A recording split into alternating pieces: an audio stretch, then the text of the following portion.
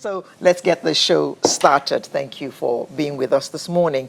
In the early hours of Friday, Nigeria confirmed its first case of coronavirus, making the third African country after Egypt and Algeria to have recorded the infection. A statement by the Federal Ministry of Health says that the case of the virus involved an Italian citizen who works in Nigeria, who visited Nigeria from Milan on the 25th of this month. Prior to the announcement of the virus in Nigeria, a rumor that a case of a Chinese national who had the virus was hospitalized took the internet by storm, or the state government confirmed that the case was not true. Well, this has been confirmed, so what are we going to do to keep ourselves safe? That is now our focus. And we're going to be talking to three medical practitioners. Joining us from Abuja, we have the provost of the College of Health, University of Africa, Professor Abdul Salami Nasidi. Morning, Prof. Good morning. Good. And in Lagos, we have two ladies, Dr. Funke Ani and Dr. Chioma Ejekam. Dr. Ejekam is of the Association of Public Health Physicians of Nigeria. Good morning, ladies. Good morning. Thank you very much for joining us. Thank you for having us. Good. So we woke up to that news on Friday morning, and this thing that seemed very far away, in faraway China, had reached our shores. The problem now is, how do we keep ourselves safe? First of all, let me begin with you, Dr. Ejekam. Do you think that our government has done enough to prevent the coming of this virus? Yes, I would say they've done quite a bit, okay? Because you just said that we were thinking, assuming the faraway China, but that is not particularly correct, because every person that needed to be part of this response, we kept watching and monitoring what was happening. Of course, China is farther than the European countries. So the moment it got to other European countries, we knew that 6 hours away and all that, we could be here. So the government of Nigeria, of course, is never like perfect, but every response, starting from the National Center for Disease Control, support from WHO, the local health authorities, the Ministry of Health, the public health physicians, the laboratory, every aspect of this response, every measures were in place expecting this virus, because global security is everybody's problem. It's as strong as the weakest link, and nobody is safe until everyone is safe. So we were expecting it to come, and it's just when, sooner or later. Exactly. Yeah. If not now, when? So Okay. Nigeria was actually prepared for the first case, and that was why it was picked early. And of course, from part of, instead of the results coming out in 8 hours, you saw it coming out in 4 hours. Because if we weren't ready, we may not have picked, it could have been hours or maybe days before detecting of the index case. Yes. And of course, the ports of entry, the airports and all that, well before, more than a month now, measures have been put in place to actually monitor and screen people coming in. So okay. all that is there. Okay, Dr. Ade, that matter of the screening at the airport. Yes. We heard Professor Borofis in the National Assembly yesterday saying that he arrived the day before. He wasn't really screened. He was just given a form to fill and all that. So do you think that what we have at the airports is actually adequate to detect anybody arriving with symptoms of this virus? Yeah, I will first say yes, we were expecting, but maybe we were not up to it.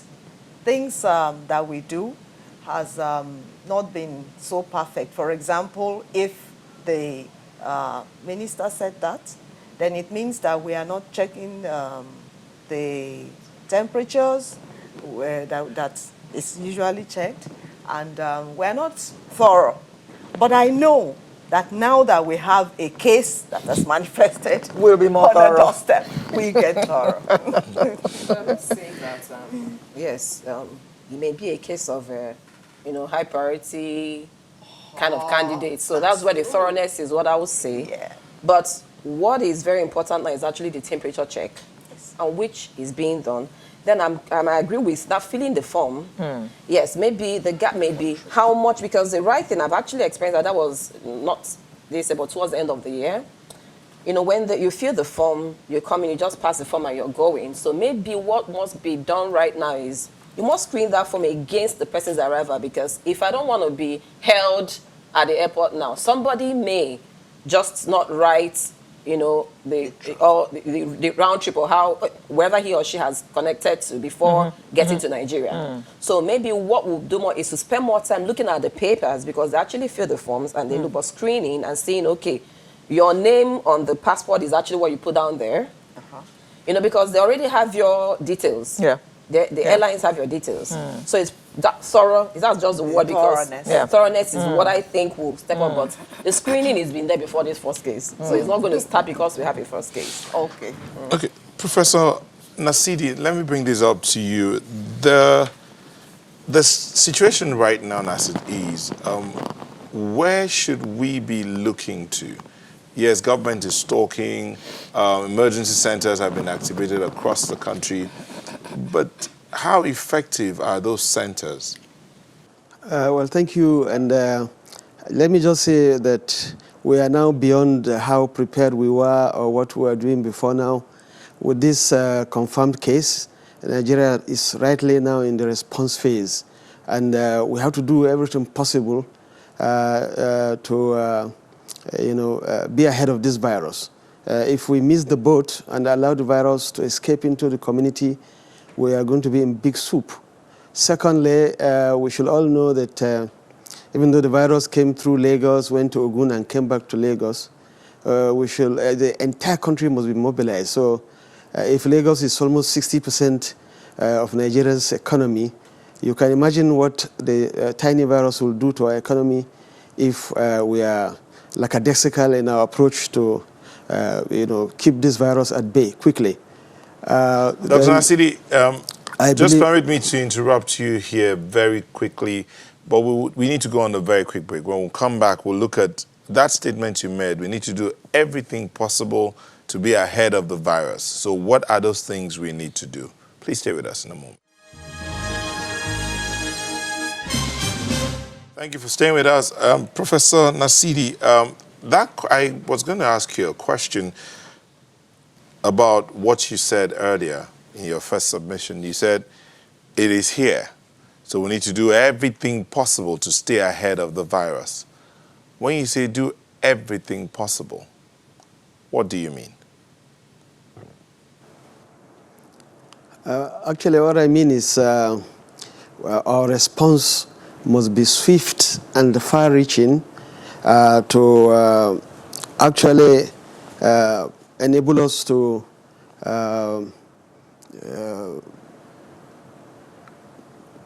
make contact with all those that have come along the way in reaching this patient, right from when he landed. I mean, the passengers on the plane, the workers at the airport. We have to identify those who really, came in contact with him, and so on and so forth, and all the places he went. And also, our control measures should be a little bit more aggressive in terms of tracing and putting in place the primary contacts. So as I'm talking to you now, we might have missed the primary contacts, so our dragnet must be wider, to now go for the secondary contacts. So, and that will mean we're talking of hundreds of people that we need to trace quickly and isolate them. Secondly, our isolation strategy should not be based only on putting them in a health facility. I should think that we should start by identifying maybe some hotels or estates that are not yet occupied. The government can rent such places and start keeping such people, to monitor them within the 14 or 21 days that has been now recommended.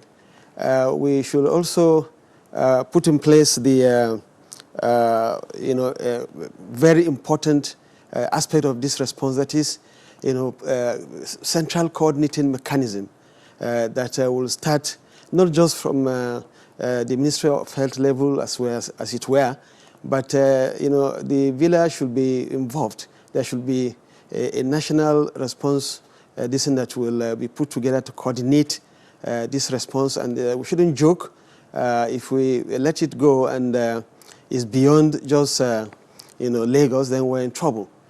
Then secondly, fourthly, the mistake we could make to think, oh, this is Lagos, this is Lagos. Virtually all roads lead to Lagos, especially as our economic activities are concerned. So the governors of the states, particularly those immediately surrounding Lagos, should regard it as if this thing is already occurring in their state and start putting mechanisms that will empower them to be able to quickly identify, isolate, and then start treating whoever is coming out with the symptoms. Then the fifth things we should do includes the strengthening our ability. We are very lucky that the NCDC was in place, the laboratory in Lagos. That same laboratory did very well during the Ebola outbreak. I have to praise my son and friend, Professor Milabu, who have dared this virus again and have confirmed it. So they've helped us to reduce our response time. Had it been, we didn't have this mechanism to carry out these tests within the 48, 72 hours that they have done. We will have waited for a WHO reference lab somewhere to confirm before it comes, and we are going to lose about 1 week or 2 weeks. But Africa is coming of age. We are very proud that this could be done within this short period of time, but those laboratories should be empowered in case we need to test more cases. So if we're having very little reagents to test 100, 200 people, if our contact tracing, leads us to more wider population, so we need to test each of the suspect cases to confirm whether they are carrying the virus or not, if we are to save the cost of handling this virus per person. So these are the few things I think we should start doing immediately. Okay, let's bring the discussion back into the studio. Dr. Jakam, we have heard a lot about the COVID-19. And I'm talking, when I say we, I mean the literate, the educated. What about the rural areas?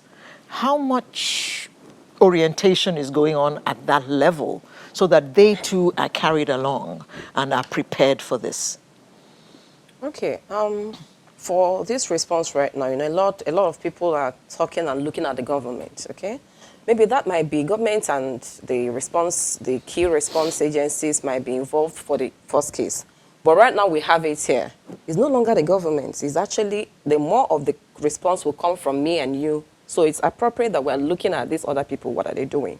Before the first case, the index case, we've been seeing the government of particularly we're in Lagos right now, so let me make reference to Lagos State government, passing information, even in picture forms, talking about this virus that we're ready. In case you have somebody who has a fever around you, call so line. While the right information is going around, we have infodemics as in rumors all over the place. So, and the government is still there to say, this is not right. Like the Chinese case you mentioned was non-existent, okay? And this one, it is. You hear all sorts of garlic, all sorts of misinformation. That means the people you're worried about know, they've heard about coronavirus. They know something about what's the appropriate information. And that's why a lot of beyond just print and writing, pictures are coming up about understanding what you should do and what not to do. And breaking the information down to the simplest messages, pictures. I'm going to come into that, but I want to mention something very important again for our, maybe lower class outside illiterates. You know, Nigeria is very religious-based country, like most other African countries. So I must say right now, so because I don't want to forget that the religious body should come up right now and get on this. Yesterday night, there was a circular passed by the Archbishop of Lagos. So I just want to mention this, that other leaders should take same action as quickly as possible. Because they passed around circular, not knowing that this is a Lenten season for the Catholics, so there are more gatherings. They reduced it to the barest minimum to church and probably once a week kind of gathering. Now, during their worship, there are times you have to shake hands to show peace and love to everybody. It's suspended now, you understand? So it's very important that other religious leaders come of age and reduce crowded events. A lot of these worships go around on Lagos Ibadan Expressway, Ogun State and all that. So they should do something right now quickly. So coming in the pictures, if you notice, especially my team, public health physicians, our job is to make the message simple, all the medical jargons clear for everybody. We've kept it simple. We have not focused on why is the virus incubation period. No, our messages have been clear. First, if you suspect, because it's no longer, we are still learning about this virus. It's not, it's sneezing and not right now, it's even dry cough. The most important thing is the fever. If somebody has, I'm talking to everybody at the whatever level right now, somebody's body is hot and has fever. This is no time for self-medication. This is not the time for going to pharmacy and buy paracetamol, take alabuku, take all that. This is the time, the singular most important thing you should do is to get to a health facility. It will shock you and I tell you that every hospital you see right now, they know what to do. The most important person, we all come out from a community. If you get into the nearest hospital and say you have a fever, they already have protocols and, to follow. This fever, check this. If you think this is not sick, they know the disease surveillance and notification officer who is within the community, who is in the primary healthcare center, they will contact. So while they are treating you for whatever, your information is already going to the right channels and waiting, the sample is taken. So first message is, if somebody has fever, please don't try to take paracetamol by yourself. Go to a health facility and get it checked out. We talk about washing. Before when we were off air, you were worried about the waters and all that. I said, I'm glad I'm not going to go into the infrastructural thing, but right now, please keep washing your hands as often as you can. When it's not available, what is not visibly very dirty, of course, because if I have muddy hands, then I won't be looking for hand sanitizers. I'll be more focused on washing it off. Yeah. But at least use the hand sanitizer, alcohol-based, and rub. And I must say right now, because as I'm saying the right information, I want to talk about misinformation. I hear now people go to alcohol beer and now wash their hands. No, it is, yes, all sorts of alcohol things. It is not an alcohol-based rub that will, reduce the transmission. Do that as much as possible. Avoid too much of hugging. This is not the time right now. Someone said, Namaste will just be fine. Greet and smile. In fact, on social media, we saw men using their feet. Exactly. No shaking of hands. We're saying hello by clicking our feet. And again, Nigerians, we have very, very terrible ways of, the coffee, and do this and I'll hug you and all that. So this is not the time. Use tissues. I'm sure you will say, do they have tissues and all that? Cough into your elbow and keep it to yourself. Because the truth is, if I love and care about you, I want to protect myself and protect my loved ones particularly. This is not the time for, even beyond this, because the truth is that outside COVID-19 today, and that is what I always leave, the message I leave, and I hope I'll have time to say that, if it's not in the next 1 or 2 years, something else will happen. Because the emerging diseases, there are certain lifestyles, the 21st century risk that has put us, put us on a level of risk that epidemics will happen. Globalization, today breakfast in Lagos, lunch in Dubai, dinner in China. And I'm carrying my virus and moving around wherever I'm going to, you understand? We're encroaching into natural habitats. Everybody is building estates all over the place. So you're dislodging them from where they're supposed to be and living well. And they're all over here, you understand? People are looking for greener pastures. They want to leave the rural communities where you have all the space into Lagos and wherever because of greener pastures. We are misuse and use of antibiotics or not antimicrobials. They give you malaria medicine. First of all, you self-medicate to take the wrong medication for the anti-malaria. You take, fever has stopped today and you stop taking the medicines. You don't complete antibiotics. All you are doing is that you're just making these, strains become resistant. So as your technologies, the phones are changing, iPhone 20, 30, your viruses are all mutating. That is it, period. They're changing too. Yes. Food production, they use a lot of antibiotics in, food and food productions right now. So, all these things, as long as they've come to stay, massive globalization and all that, urbanization, industrialization, too much contact. People import exotic animals. That is their pet right now. We practice all sorts of people practice funny things, close contact with animals, sleep with animals. So, these things are, as long as they are here, we will keep having something. So if we stick to those basic measures, you will, to a large extent, protect yourself. Of course, leaving the health system to have the capacity to dictate early and respond. But so it's very important, that fever important, wash your hands. There's something I've been seeing missing in one message. Let me just say that very importantly. Even when we prepare food, we're kind of lucky in Nigeria. We cook everything. So we eat food very hot. Overcook. But now it's actually an advantage for us. Now, but the challenge, there's a gap in when you're preparing your meat or your meal, okay? We chop on the chopping board with a knife and you're going to cook that meat. But you don't want to prepare vegetables and salads. Some of them may not cook. You use the same thing. You know what you have done? The meat is safe, but you won't cook that vegetable as much as you have cooked that. You understand?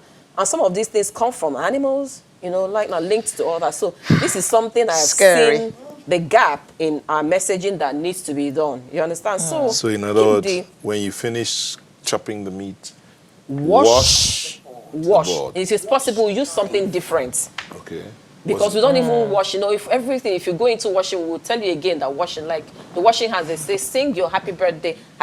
You know how long it will take to finish happy birthday song. That's how much you should wash. How much time you should wash the hands. And, under running water. Under running water. But that's the luxury for my sister. She feels that is the luxury for an average Nigerian. No, but it's true. The running water. But let me bring the question of stigmatization. Dr. Andy,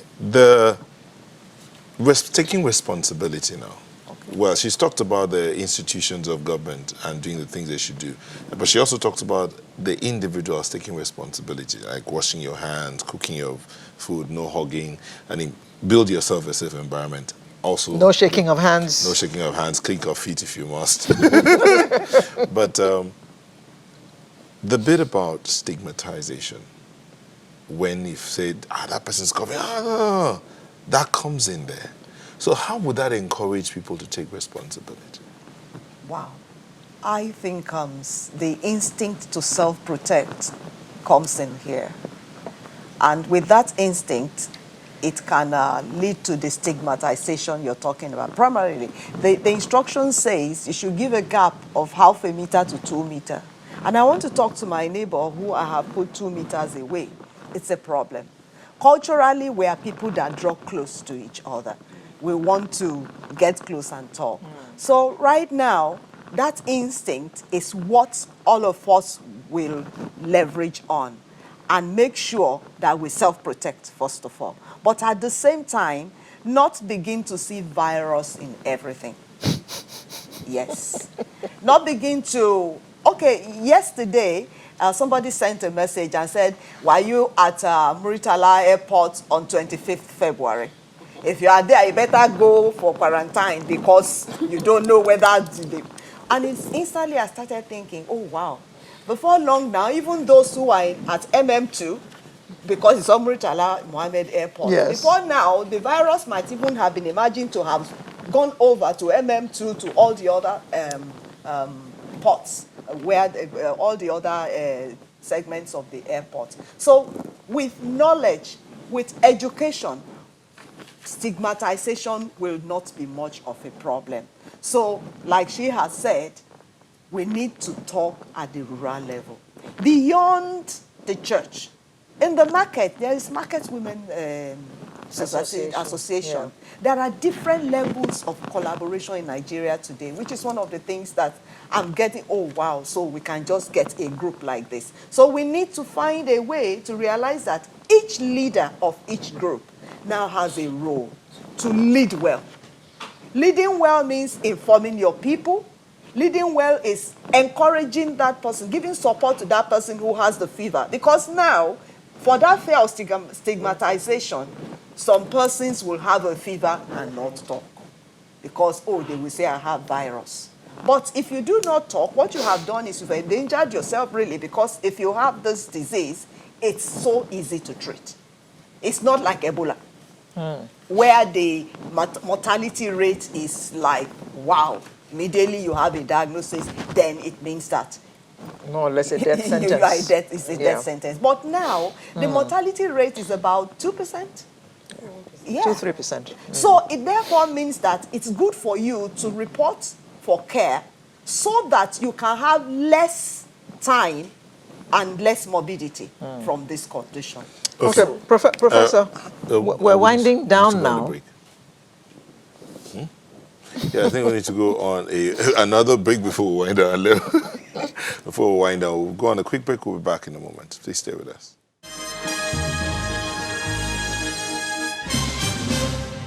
Thank you for staying with us. We're still looking at curbing the spread of the COVID-19. We have a professor, provost of the College of Health, University of Africa in Bayelsa State, Dr. Abdul Salami Nasidi in our Abuja studio.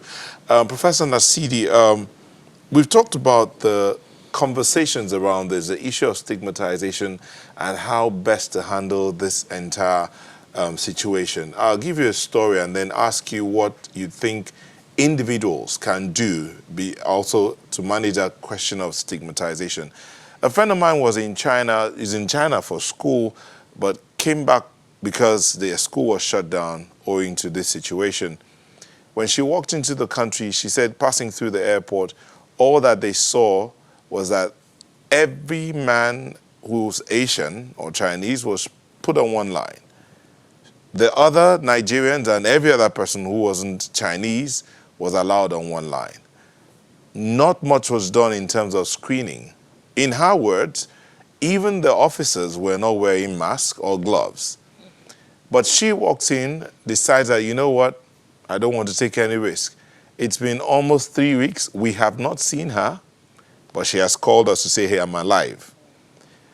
Now, that's one person taking responsibility. She's not bothered about being stigmatized. She's told everyone, I'm around, no, I'm alive, but I chose to isolate myself, and she's still in isolation. What do you think other people can do to take responsibility, not just looking to government? Because when everybody, the institutions, the government this, the government that, what about the individuals? Well, starting with the problem of stigmatization, I want to take us back that when we had Ebola in West African countries, we faced the same discriminatory attitudes when we visited other countries, particularly people from Sierra Leone, Liberia, and Guinea. And it was really hard. It's unfortunate that the world is now witnessing another series of stigmatization, discrimination against the Asians, particularly the Chinese. This is very unfortunate. But it is very important for us to note that this is usually natural, and we should count ourselves as lucky that at least this outbreak did not start from Africa. I can assure you that the entire African countries will have been locked down to prevent this virus from coming out. Even the discrimination is of people that are from strong countries. China is very powerful, very strong, so the discrimination was even limited. Can you imagine if it will have been what is happening in China happened in Black Africa? We'll have all been in trouble. Secondly, coming to what should individuals do? During the Ebola outbreak, actually we were the people who introduced, maybe if you don't know, you should know that using these gun scanners, in public health worldwide. And also we introduced what we call self-check, where anybody who came into contact with Ebola patient, either primary or secondary contact, we were giving them thermometers and giving them notepads to record their body temperatures daily. Then thirdly, on what should individuals do to at least protect themselves from contacting this virus. It's right what the other two speakers have mentioned, but you can't do much if you don't know what you need to do.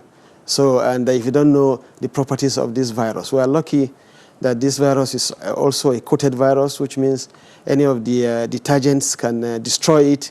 But unfortunately, it's transmitted through a droplet, which means the virus comes in a droplet, of secretion, or either even the dry cough. You will get some droplets and sneezing, and so on and so forth. So if the virus is inside the liquid that is dropping, it could last at times on surfaces up to 5-9 days. So the transmission now becomes mostly, and it's now proven for this novel coronavirus, that is not like the other flu viruses, but it is a combination of contact and aerosol. So which means if the droplets land on surfaces and you touch those surfaces, even if you wash your hands and you come back and touch those surfaces again, like our telephones, you now get infected if you use that hand to touch your face, touch your nose, touch your eyes, and so on and so forth. So when we are telling people what to do and how to protect themselves, we should also a little bit tell them how this virus can easily get into their body. And of course, this is a case of if I am not safe, you are not safe. So if we are not safe, they are not safe. So everybody must do what it takes to remain safe. And some of these things, definitely the government must come to assist, especially the masses. The masses alone cannot handle this situation. We see how massive these disinfection activities are going on in China. Even cities now are now disinfected, and so on and so forth. And keeping people in isolation for more than 1 week always can create some, psychosocial impacts. And how to handle those psychosocial impacts of making people not to start feeling that why me, why not others, etc. And we should also, now start massive and aggressive health education to let people know that yes, the fight begins with me and with you. You start the fight, and others will follow. So lastly, we should come to know that it's now been proven that clean environment is playing a key role in how to handle this infection. The virus, the disease now is found to be contagious and highly infectious. So if it can last also in droplets in the environment, and you have dirty environments, we're in big soup. So we are calling all Nigerians to start embarking on serious environmental cleanliness and keeping your neighborhood. And this is so. Now this is the time for us to come back, to start imbibing these cultures that we had before and were dropping, initiated by Diabo Buhari regime in the early days. So clean environment, decontamination of the environment, and massive neighborhood activities will go a long way, even longer way than just individual activities. So Thank these you. are the things I think we should, yeah. Yeah, Dr. Hani, we have heard all kinds of things. We have read all kinds of things, and we're having problem deciphering which of them we should take, and which of them we should just discard as maybe old wives' tales. We have heard that this virus cannot survive in extreme heat, such as we have in Nigeria, because temperatures rise to 32, 33 these days. Is it true? Yeah, it cannot survive in extreme heat. But we're talking of a situation where the temperature here is not necessarily the temperature here. So we can therefore not infer that since we are in the tropical, the virus will not have any effect because of the high temperatures. It's not the same. The temperature on my palm does not necessarily have to be the temperature on that table at every point in time. So the basic primary self-protection activities still subsist. Wash your hands, Keep your environment clean. The environment clean. No handshaking, do namaste, mom. No hugging. Reduce the hugging. I still wonder how I won't hug my pretty little grandson.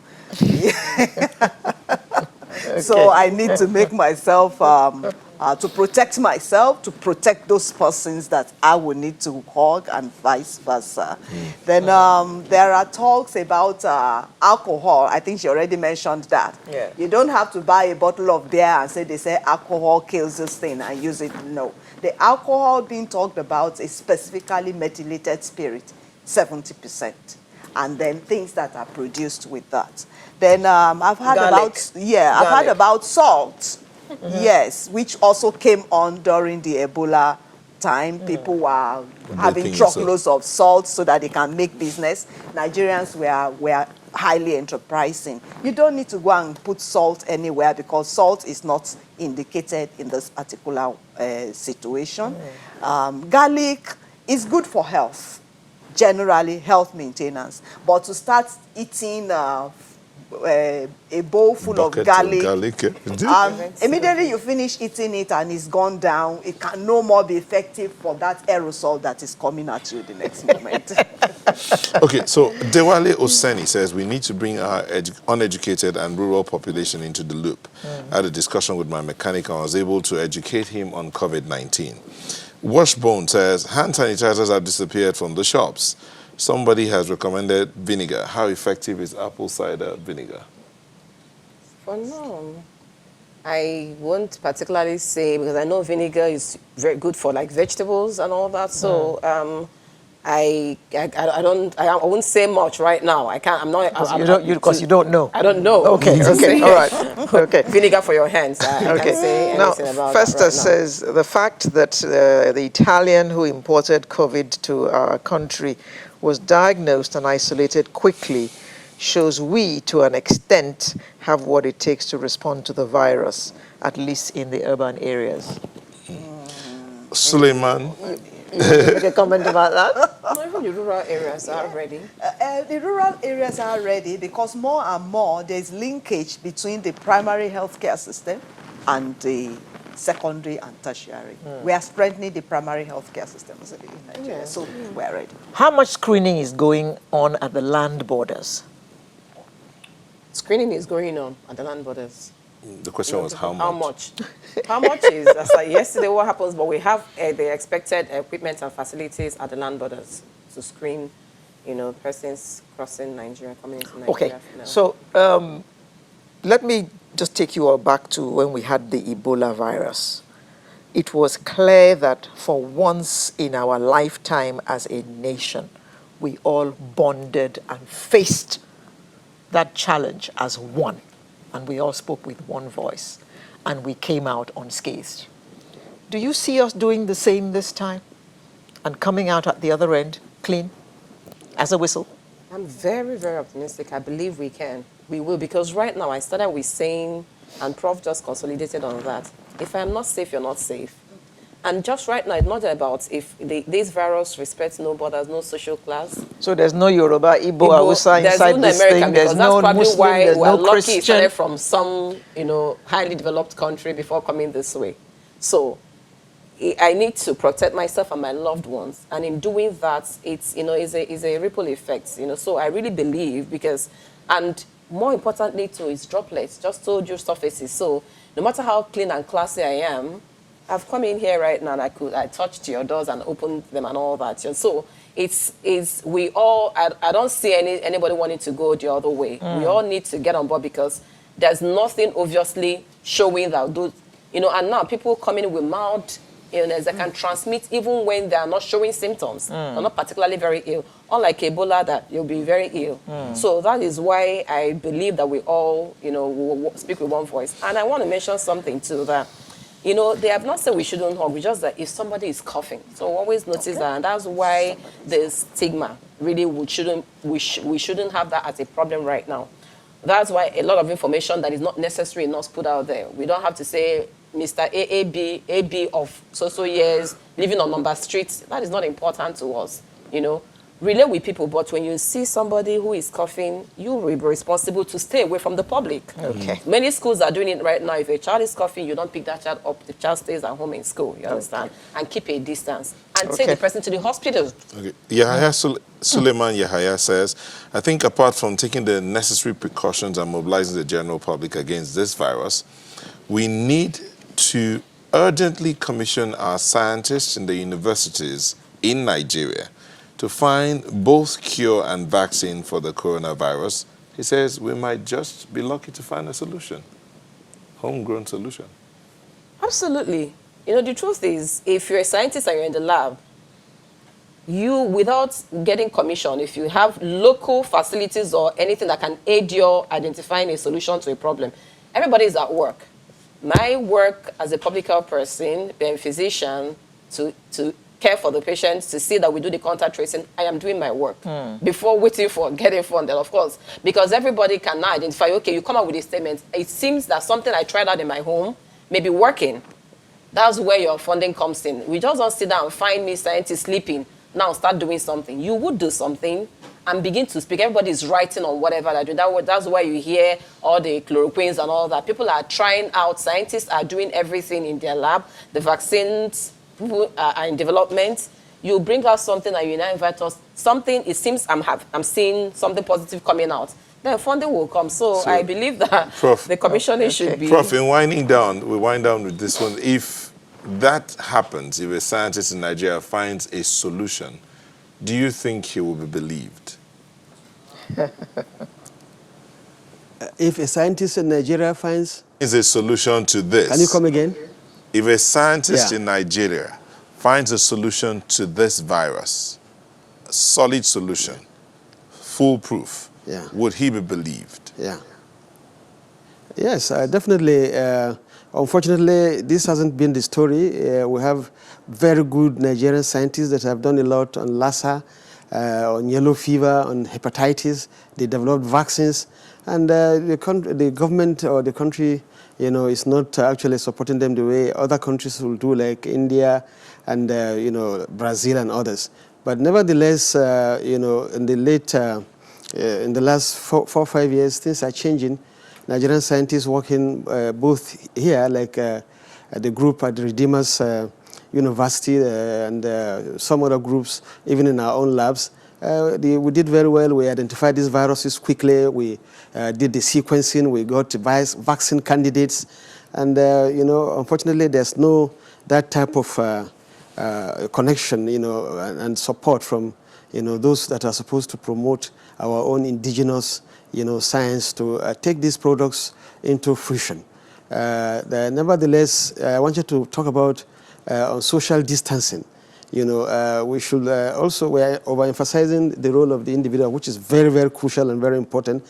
But knowing quite well Lagos and with all our Owambe and all big churches and this, I think because we have almost lost that primary contacts, tracing effectively, we should start thinking immediately of instituting social distancing measures, to avert, explosion if at all any of the primary and secondary contacts come into, develop the symptoms. So these are the things I just wanted to add before we go. Then lastly, science knowledge is not for any particular race or particular reason. It's just that those who are smart are those who know how to use the results obtained from such sciences.